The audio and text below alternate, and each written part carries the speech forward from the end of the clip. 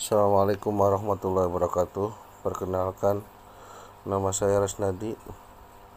Saya mahasiswa dari Universitas Pancasakti Bekasi yang akan menyelesaikan tugas UTS mata kuliah Sistem Informasi Manajemen.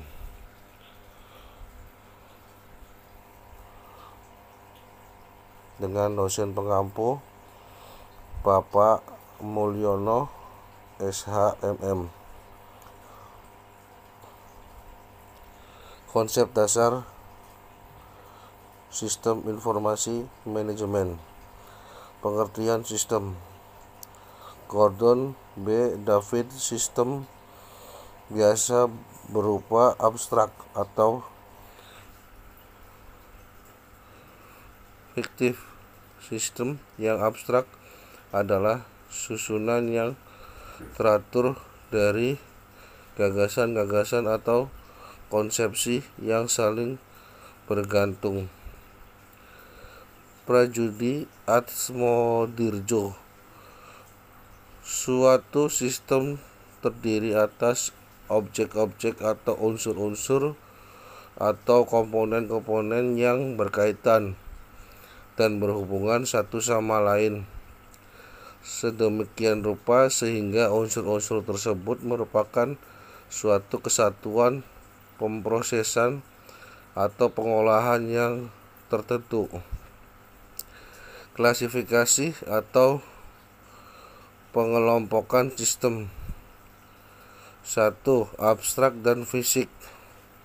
Sistem abstrak berupa pemikiran atau ide-ide yang tidak tampak secara fisik.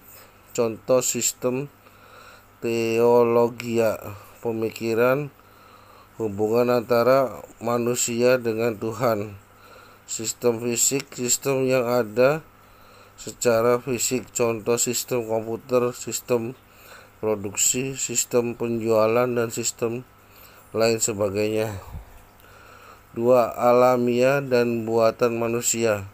Sistem alamiah melalui proses alami, tidak dibuat oleh manusia. Contoh sistem perputaran bumi, terjadinya siang malam, pergantiannya musim. Sistem buatan manusia melibatkan interaksi manusia dengan mesin. Human machine system. Contoh sistem informasi berbasis komputer. 3.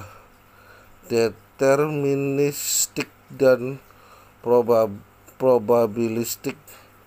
Sistem deterministik, sistem yang beroperasi dengan tingkah laku yang dapat diprediksi kepastian. Contoh sistem komputer. Sistem probabilistik, sistem yang kondisi masa depannya tidak dapat diprediksi karena mengandung unsur probabilistik. Contoh ramalan cuaca.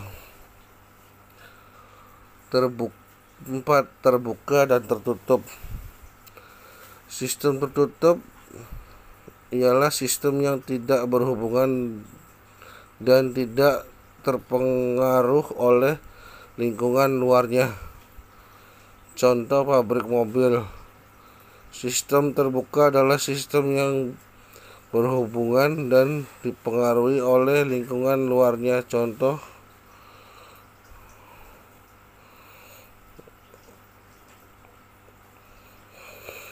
persyaratan informasi. 1. Informasi yang tepat waktu. Informasi yang tiba pada manajer sebelum suatu keputusan diambil. 2. Informasi yang relevan. Informasi yang dikaitkan dengan pihak penerima. 3. Informasi yang bernilai. Informasi yang berharga untuk suatu pengambilan keputusan. 4. Informasi dapat dipercaya. Informasi harus dapat dipercaya kebenarannya. Konsep dasar manajemen. Bentuk kegiatan manajemen. 1. Perencanaan strategis. adalah proses evaluasi lingkungan organisasi, penetapan tujuan organisasi, dan penentuan strategis. Pengendalian manajemen adalah proses meyakinkan bahwa organisasi telah menjalankan strategis yang telah ditetapkan secara efektif dan efisien. 3. Perencanaan strategis adalah proses meyakinkan bahwa tugas tertentu telah dilaksanakan secara efektif dan efisien. Jenis keputusan manajemen. 1. Keputusan tidak terstruktur. Keputusan yang terjadi tidak berulang-ulang, tidak selalu terjadi, jarang dilakukan top manager. Keputusan untuk masalah khusus dan khas. 2. Keputusan setengah terstruktur. Keputusan ini sering bersifat rumit, tetapi keputusan dapat diprogram karena keputusan rumit perlu perhitungan lebih rinci.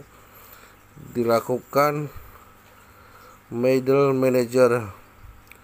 3. Keputusan terstruktur.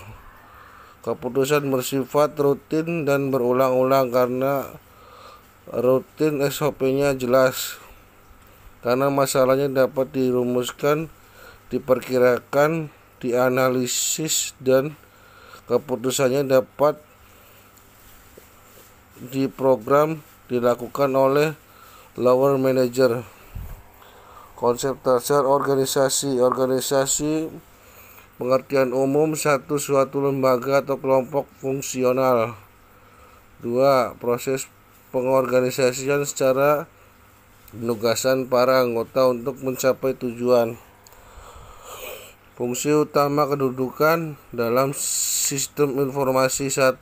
Analis informasi.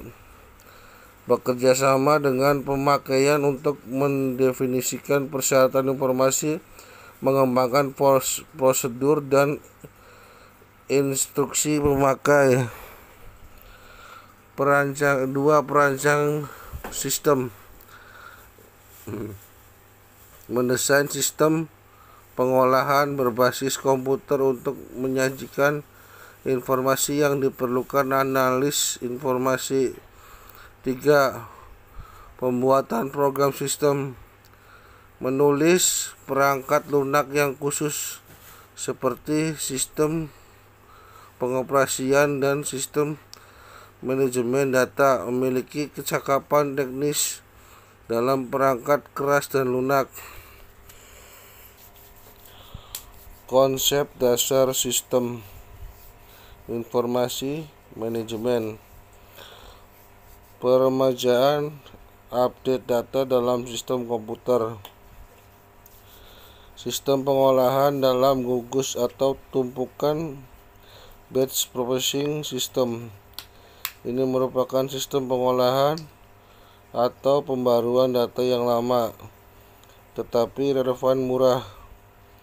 Transaksi kegiatan operasional atau catatan penting dalam organisasi dikumpulkan dalam gugus dan secara periodik diolah untuk digabung dengan file induknya.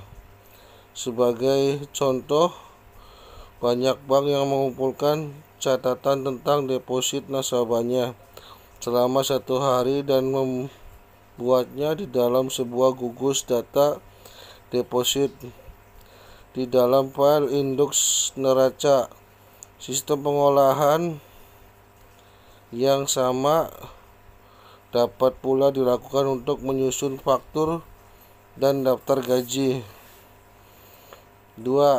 Sistem pengolahan waktu nyata, real time processing. Dengan sistem pengolahan ini, pembaruan dapat dilakukan langsung pada file maupun database. Contoh sistem pembaruan data adalah sistem pemesanan karcis pesawat udara. Segera setelah satu tempat duduk terjual. Jumlah tempat duduk yang masih tersedia disesuaikan sehingga semua agen yang terhubung dengan sistem itu akan tahu cara tepat berapa tempat duduk yang masih tersisa di penerbangan tertentu. Transaksi bisnis yang berputarnya cepat. Sekian penjelasan dari saya. Assalamualaikum warahmatullahi wabarakatuh. Terima kasih.